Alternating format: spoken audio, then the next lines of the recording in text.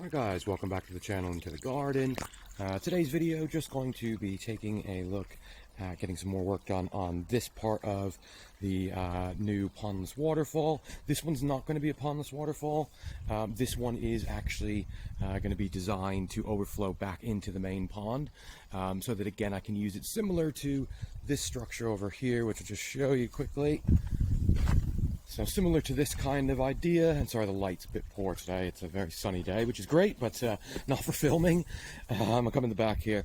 So you can just see, as you know guys, if you've been following the project, we've got the kind of top pond, trickle stream that comes down into this sort of mini holding pond, if you will, before it spreads back into the main pond.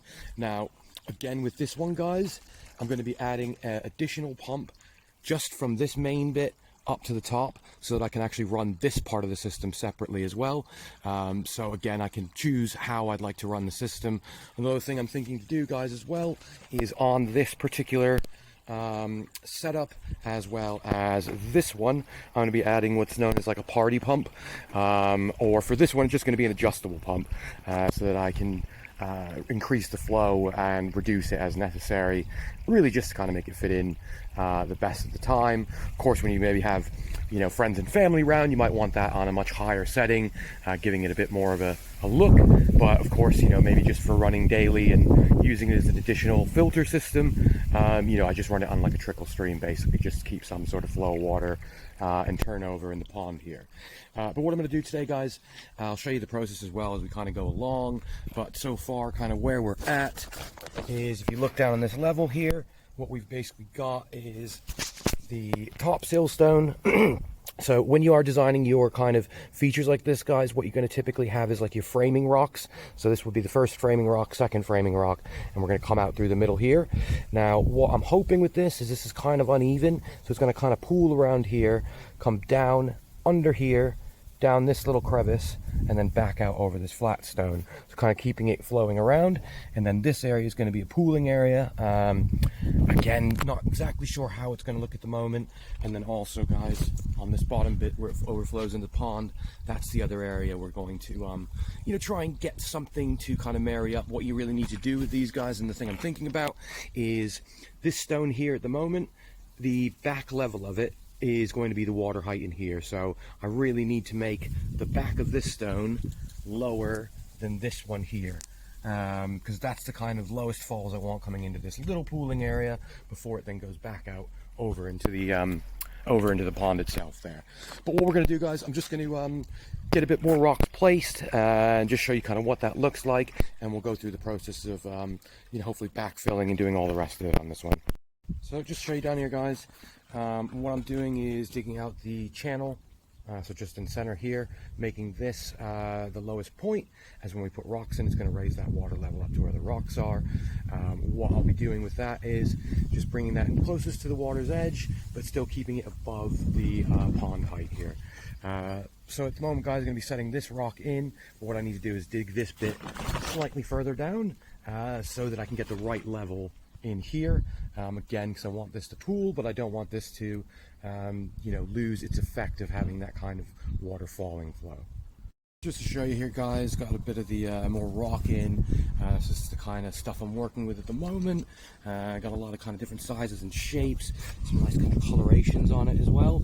So in the end guys as well, one I think important thing, you know, every rock is different, has different qualities. Kind of maybe strange to think about whether one rock's better than the other, but when it does come to placement guys, I think it is worth taking your time to choose those stones, really to get the overall effect that you want in the end.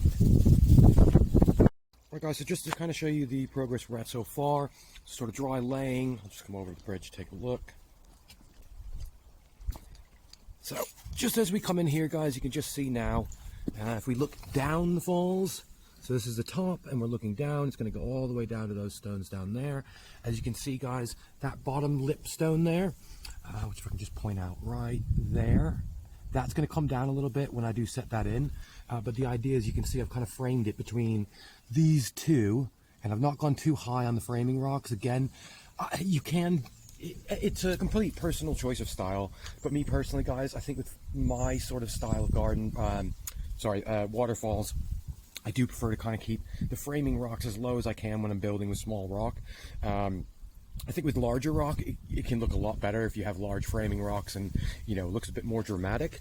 But the size of rock that I'm using, guys, I mean, these are all sort of hand maneuverable rocks, from a few kilos up to probably 40, 50.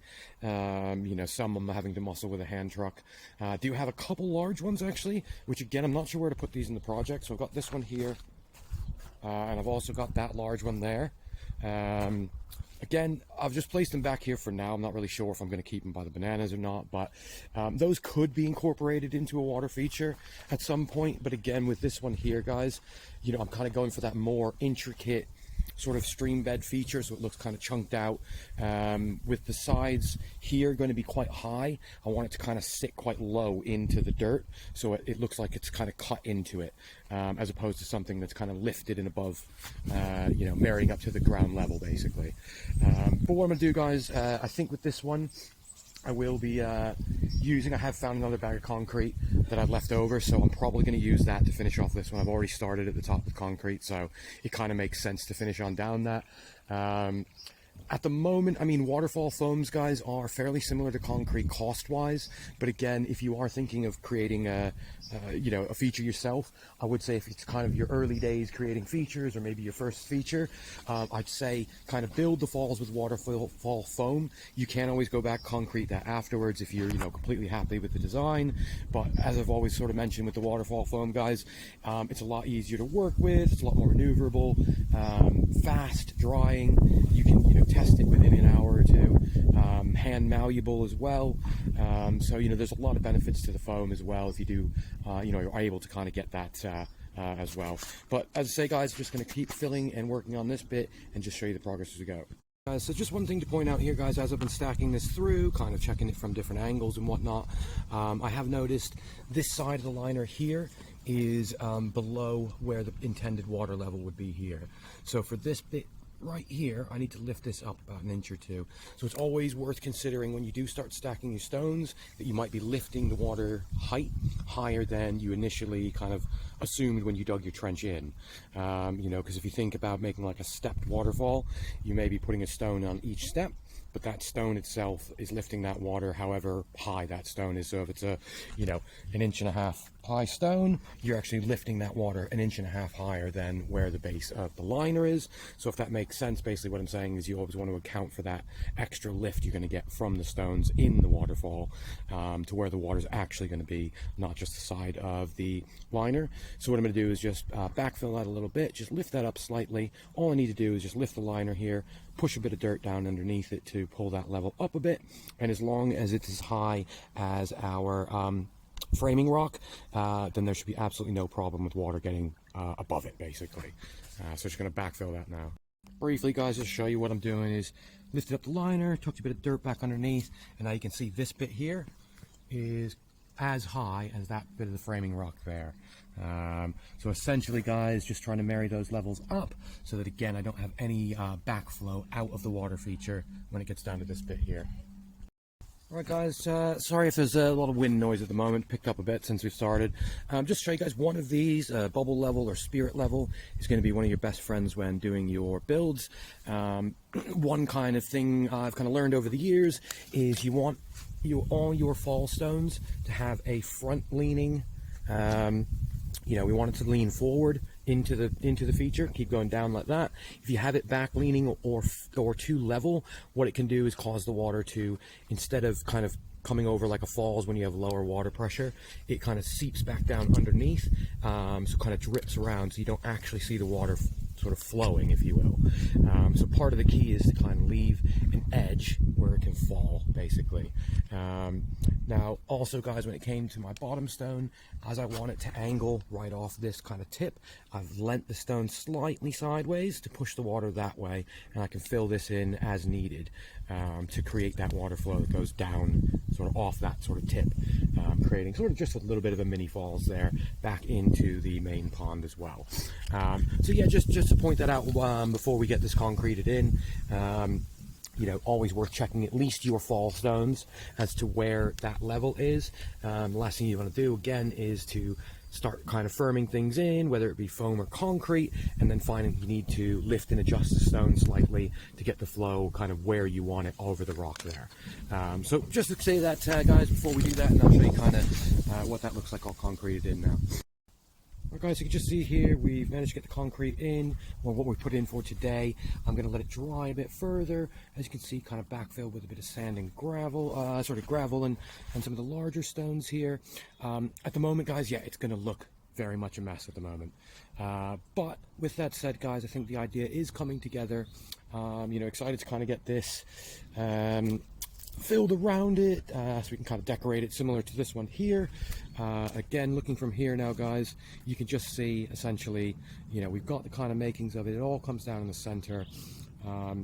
Used a bit more rock than I think I was initially going to use on this one, but with that said, guys, when I'm piling up these sides here, it should give us some nice planting areas, as well as room to plant stuff all along the sides over there. And what we'll do is just get this backfilled, let this cure, and we'll show you what that all looks like on the first start. Alright guys, just to show you here, we're on the next day now. Just waiting for some of this concrete to kind of firm in, a little bit more of the decorating rocks on the side. What I have done, see if I can just get down on here, is to add this little lipstone right here. Now if you look underneath, it should hopefully create a mini fall system coming in through this little gap here as well. What I do need to do, guys, is just wait for it to cure a bit more, really just to ensure that we've got kind of a good seal and the flow's looking right. I did a very brief water test, which unfortunately didn't record, so apologies, guys. But what I'm going to do is just let this all cure in, and I'll show you the kind of end result of it, when it is got the dirt and everything around it, mosses and all that sort of stuff, and running for the first time. One other thing, guys, what I am going to do, kind of made a decision now, just on this corner here, I'm going to add basically another kind of fake looking stream area. Reason being is I kind of want this to all look like at one point it was running down different ways, and it's chose to come down this way now. Again, just to kind of add those little touches here that I think overall, guys, when it does grow in and plants in, it will make that little bit of an extra difference. So just to show you here, guys, you can just see right in front of me, if I just, there, that's where we're just starting to put a mini liner in. Again, this is, probably completely unnecessary, but I do feel once we add what looks like it would have been a waterfall right there as well, again, hopefully it's going to kind of marry up and look as if there was lots of kind of dry stream beds sort of around here. And again, we're kind of looking at the where the water's chosen to go over time. Alright guys, so just to show you here sort of where we got to at the moment. I do need to wait for it to cure before I can really run much of a water test. I will show you just briefly a bit of water going down it in a second here. But as you can see, what we've done now is to pull this border out a bit further, giving us a bit more planting space here. I need another bag of sort of soil and compost for here to lift this bed up. But you can see I've just started planting out a little bit of the perimeter with just some of the common grasses and ferns. Also, guys, I know I mentioned it earlier, but if you can just see here, I've actually built a false trickle stream there that is lined as well. So again, guys, if I come back here, hopefully the idea is it looks like it may have come down that point at one point. And again, now it's coming down here. Now when you look over to this side, guys, again, you can see I've actually been a bit brave and planted one of the onset morelli, you can see right here, just as a kind of, again, canary in the mine. We're going to see what happens on that one there. But if we come down to the water's edge, you can just see it has a nice little lift to it. Of course, a bit of the moss is there as well. But with that said, guys, let me just quickly show you that running on that side. You just see here, got water coming down now. And just coming off those little sill stones. And as we come down, let's just have a look again. Just a brief water test. This will help to cure the concrete as well. You can just see it's just filling up on the stream there. And it's just about to come over the sill stone. And as that, oh, there we go. Now we've got a nice little bit of a trickle fall there. Just come up close so you can see. Alright guys, if you have a look in now, you can see nice bit of water movement. Got a little bit of height there. This all needs to get tucked under the liner when I do drain and do the inner parts there. We can just see as well, guys, nice little falls and things on that one as well. So really just to show you there, you know, it has done the idea of what I wanted it to do, and it does create a water feature, guys, so that when you are sat on this side, you can just see, if I try to zoom in, oh, too far. You can just see here, guys, now got a little bit of a water feature coming down at you there. But with that said, guys, if you haven't checked out the friends of the channel, certainly feel free to do so. There's some amazing gardens in there. Certainly subscribe and follow along on the project. A lot more to do on this here, but with that said, guys, of course, thanks for watching, and we'll see you on the next one.